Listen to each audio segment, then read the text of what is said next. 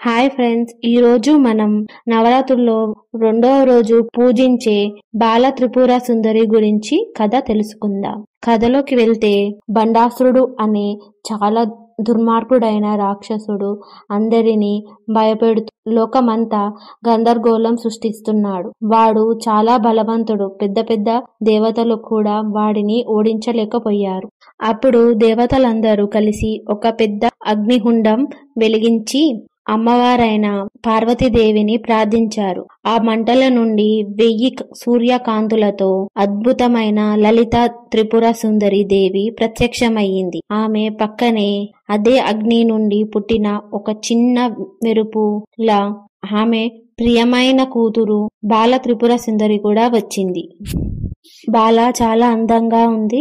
ఒక 16 సంవత్సరాల చిన్నారిలా, కానీ ఆమె ముఖంలో ఒక ప్రత్యేకమైన తేజస్సు, శక్తి ఉన్నాయి. లలితాదేవి బండాసురుడి మీద యుద్ధం ప్రకటించినప్పుడు బాల మనసులో ధైర్యం నిండిపోయింది. అమ్మా, నన్ను కూడా యుద్ధానికి వెళ్ళనివ్వు.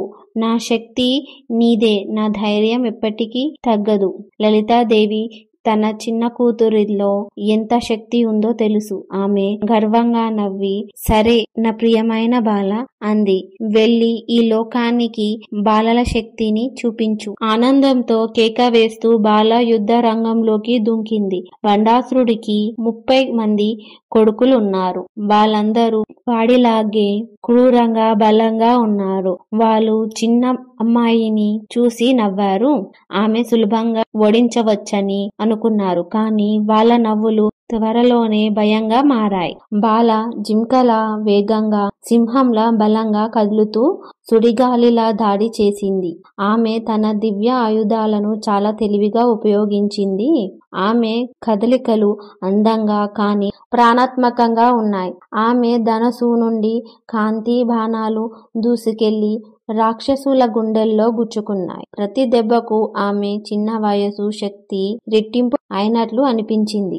ఒక్కొక్కరిగా బండాసురి కొడుకులందరూ ఆమె ముందు పడిపోయారు. యుద్ధ రంగం ఒకప్పుడు వాళ్ళ అరుపులతో నిండిపోయింది. ఇప్పుడు వాళ్ళ ఓటమి కేకలతో మారుమోగింది. బాల, ఆ అమాయక బాలిక ఒక్కతే ఆ 30 మందిని ఓడించింది. దీంతో నిజమైన శక్తి వయసులో కాదు, స్వచ్ఛమైన హృదయంలో, దైవ సంకల్పంలో ఉంటుందని నిరూపించింది. దేవతలందరూ సంతోషంతో కేకలు వేశారు. లలిత త్రిపుర సుందరి కూడా తన కూతురు బాల విజయం సాధించి ముఖంలో ప్రశాంతత, తేజస్సుతో తిరిగి రావడం చూసి చాలా గర్వపడింది. సబ్స్క్రైబ్ చేయండి.